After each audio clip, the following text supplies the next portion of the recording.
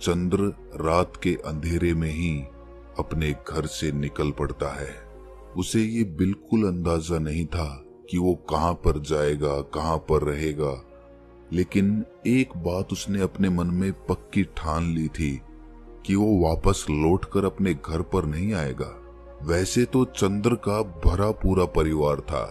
उसकी पत्नी थी, उसकी माँ थी, उसके पिताजी थे, उसके 2 बच्चे भी थे जो अभी छोटी ही उम्र के थे। चंद्र की पत्नी दिन में खाली होते ही अपने पड़ोस की महिलाओं के साथ समय बिताया करती थी। लेकिन एक बहुत पुरानी कहावत है कि इंसान अपने दुख से इतना दुखी नहीं होता जितना कि दूसरों के सुख से दुखी होता है। कुछ महीनों पहले तक चंद्र के परिवार में बहुत खुशी थी। चंद्र की पत्नी अपनी सास की बहुत इज्जत करती थी। वो किसी भी काम को मना नहीं करती थी। लेकिन पड़ोस की महिलाओं को ये बात गंवारा नहीं थी कि उनका परिवार कैसे खुशी से अपना जीवन जी रहा है। इसीलिए बातों ही बातों में बड़ी चालाकी के साथ उन्होंने चंद्र की पत्नी के कान भरने शुरू कर दिए। एक औरत ने कहा कि आजकल की सास पता नहीं कैसी होती है, सब काम अपनी बहू से ही कराना चाहती है, कोई खुद काम करके राजी ही नहीं होती। अरे बहू भी तो एक इंसान होती है, वो घर की नौकरानी थोड़ी होती है। दोनों मिल बांट कर काम करे तो दोनों को अच्छा लगे, लेकिन नहीं, उनको तो बस शासन करना है। इस पर दूसरी औरत कहती है कि मैंने तो अपनी सास से साफ साफ कह दिया था कि अगर साथ काम कराएंगी तभी मैं काम करूंगी। ये सुनकर पहले वाली औरत कहती है कि देखो, अगर अपना पति अपनी मुट्ठी में है तो कोई समस्या नहीं होती, लेकिन अगर तुम्हारा पति ही तुम्हारा साथ नहीं देगा तो तुम क्या बोलोगी अपनी सास को। ऐसी ही बातें धीरे धीरे चंद्र की पत्नी के दिमाग में घर कर गईं। अब जब भी चंद्र काम करके वापस अपने घर लौटता तो उसकी पत्नी छोटी छोटी बातों के लिए अपनी सास की शिकायत अपने पति से करने लगी और इस तरह घर में अशांति बढ़ती चली गई। और एक दिन ऐसा भी आया जब चंद्र को अपना घर छोड़ने पर मजबूर होना पड़ा। आज की रात चंद्र की आंखों में नींद नहीं थी। वो अपना घर पीछे छोड़कर आ चुका था, साथ ही वो पीछे छोड़ चुका था अपने परिवार को, अपने बच्चों को, अपने माता पिता को। दूसरी तरफ चंद्र की पत्नी को भी बहुत पछतावा हो रहा था। उसे अपनी गलती का एहसास होने लगा था, लेकिन कोई क्या कर सकता है जब चिड़िया चुग गई पूरा खेत। अब उसके पास पछताने के अलावा और कोई विकल्प नहीं था। लेकिन चंद्र के परिवार को ये डर भी सता रहा था कि कहीं चंद्र आत्महत्या ना कर ले। अगर ऐसा हुआ तो वो अपने आप को कभी माफ नहीं कर पाएंगे। अंधेरे रास्ते पर चलते चलते चंद्र को कहीं दूर खेतों में एक कुटिया में थोड़ी रोशनी दिखाई दी। चंद्र उस कुटिया की तरफ चल दिया। उसने सोचा कि आज रात मैं यहीं पर काट लेता हूँ, कल सुबह सोचूंगा कि आगे मुझे क्या करना है। जब वो उस कुटिया में पहुंचा तो वहां पर एक सन्यासी ध्यान कर रहा था।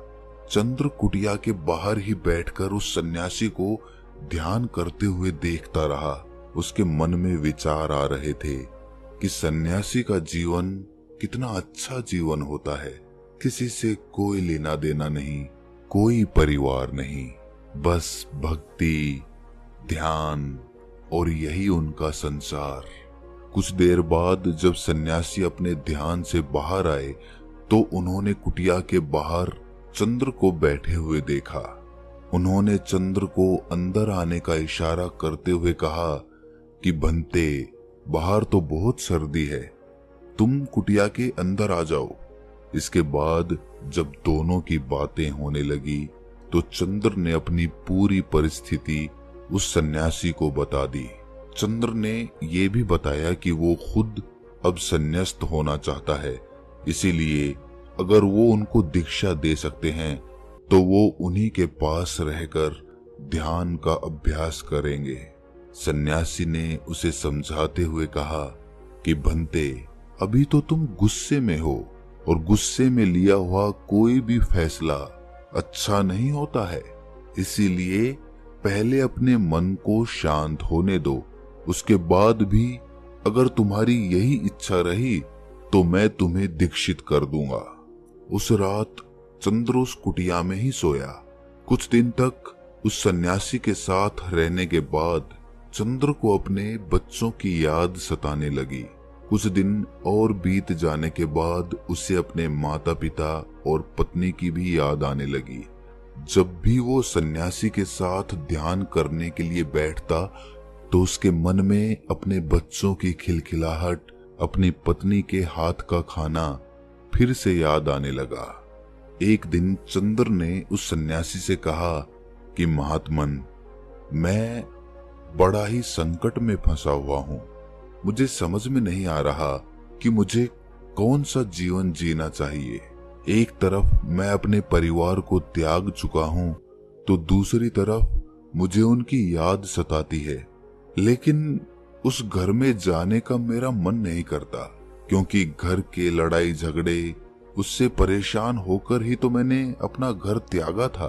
अगर घर में सुख शांति रहे तो ये ध्यान का अभ्यास तो मैं अपने घर पर रहकर भी कर सकता हूँ, लेकिन घर में सुख शांति किस प्रकार स्थापित हो, इसका कोई भी तरीका मेरे को मालूम नहीं है। अगर आप मुझे कोई सलाह दे सकें तो शायद मेरे घर में सुख शांति फिर से लौट आए। इस पर उस सन्यासी ने चंद्र को समझाते हुए कहा कि भंते, अगर तुम कुछ नियमों का पालन करते हो, कुछ बातों को अच्छे से समझ लेते हो, तो घर की सुख शांति तुम्हारे हाथों में ही होगी। अज्ञानतावश हम खुद ही अपने परिवार में अशांति पैदा कर देते हैं और इसका हमें एहसास भी नहीं होता। सबसे पहला और सबसे प्रमुख नियम जो होता है वो ये है कि अपना खून अपना ही खून होता है। चाहे तुम्हारी किसी से कितनी भी अच्छी दोस्ती क्यों ना हो, चाहे तुम्हारा कोई रिश्तेदार ही क्यों ना हो, लेकिन अपने परिवार के सदस्यों की बातों से ज्यादा महत्व दूसरों की बातों को कभी मत देना। इसी से परिवार में फूट पड़ने लगती है। जब परिवार के सदस्यों को इस बात का एहसास होता है कि ये आदमी हमसे ज्यादा अपने परिवार के सदस्यों से ज्यादा महत्व दूसरे लोगों को देता है, तो आप अपनी इज्जत खुद ही अपने परिवार में कम करवा लेते हैं। आगे से वो भी आपकी बातों को ज्यादा महत्व नहीं देंगे और यहीं से परिवार के सदस्यों के बीच आपसी दूरी पैदा होने लग जाती है, जिसका फायदा उठाते हैं बाहर के लोग। दूसरा नियम जो ख्याल में रखने का होता है वो ये कि जब भी परिवार के सदस्यों में कोई वैचारिक मतभेद पैदा हो जाते हैं तो उसे बात करके सुलझाने का प्रयास करो।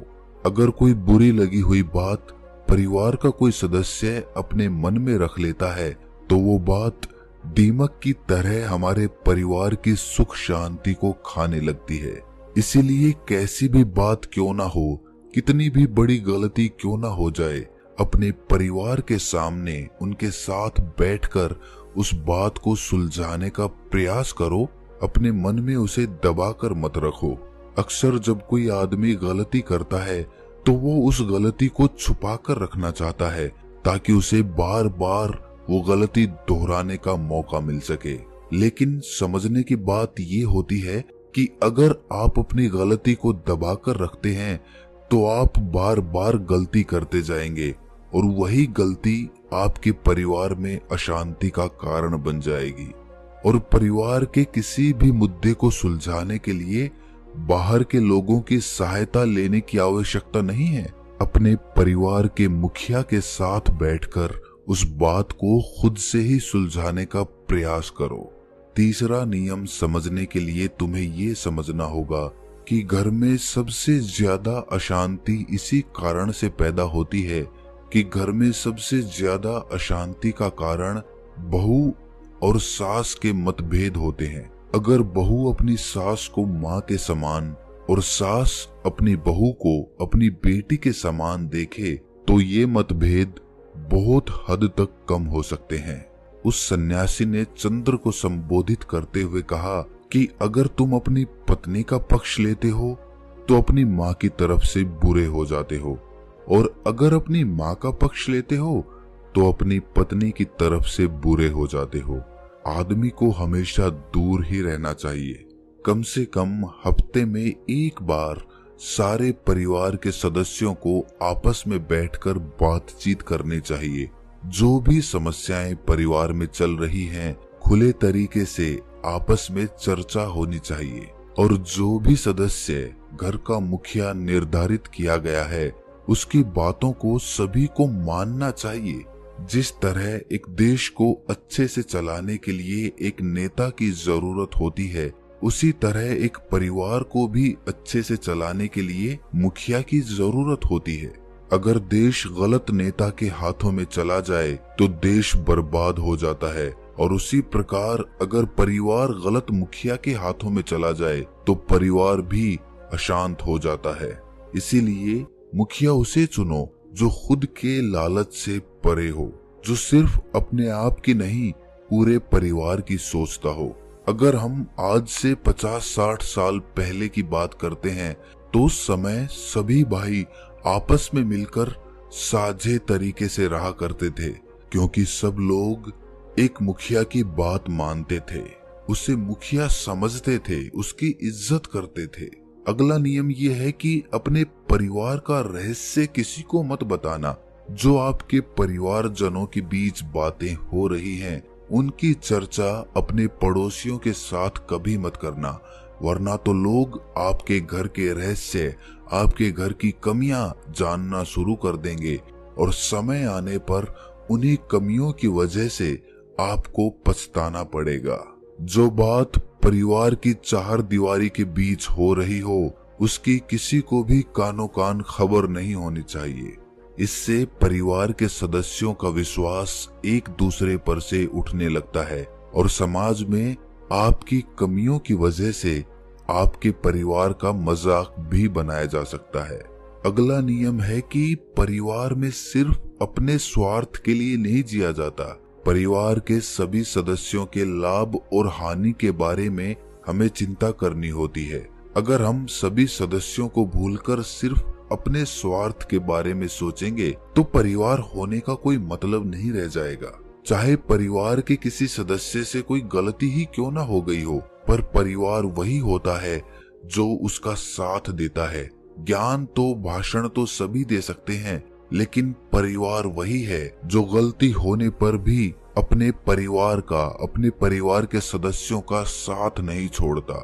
अगला नियम है कि परिवार के सभी सदस्यों को मिलजुल कर काम करना चाहिए। किसी एक सदस्य को दास या फिर नौकर नहीं समझना चाहिए। हम सब का फर्ज होता है कि हम सब मिलजुल कर काम करें। अगर एक आदमी कमाता है, दूसरा बैठकर खाता है, तो ऐसा बहुत दिनों तक नहीं चल पाएगा। गाड़ी तभी सही तरीके से चल सकती है जब उसके सभी पहिए बराबर काम कर रहे हों, वरना तो गाड़ी पलट जाएगी।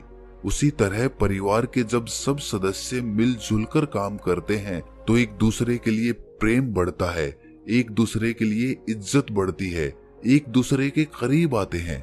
लेकिन जब एक सदस्य पर ही सारा काम डाल दिया जाता है तो वो अपने आप को उस घर का नौकर समझने लगता है और सभी की इज्जत उसकी नजरों में कम होने लगती है। यही बात सास और बहू पर भी लागू होती है। बहू के आते ही सास समझने लगती है कि अब तो मुझे काम करने की कोई आवश्यकता नहीं है। भले ही आप अपनी बहू जितना काम ना करें, लेकिन उसके काम में आप कुछ तो हाथ बटा सकती है। अगर आपकी बेटी होती तो भी आप उसके साथ काम कर रही होती, और यही बात बहू पर भी लागू होती है। आखिरी बात समझाते हुए सन्यासी ने उसे कहा कि वापस अपने घर लौट जाओ।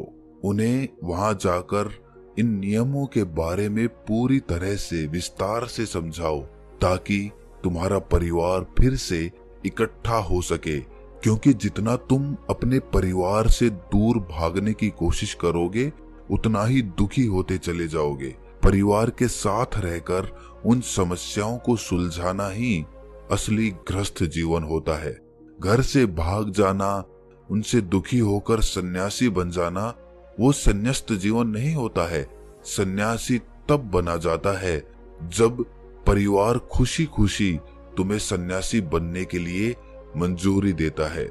और इसी के साथ उस सन्यासी ने चंद्रकोश के घर के लिए रवाना कर दिया। तो दोस्तों, कैसी लगी ये कहानी आपको?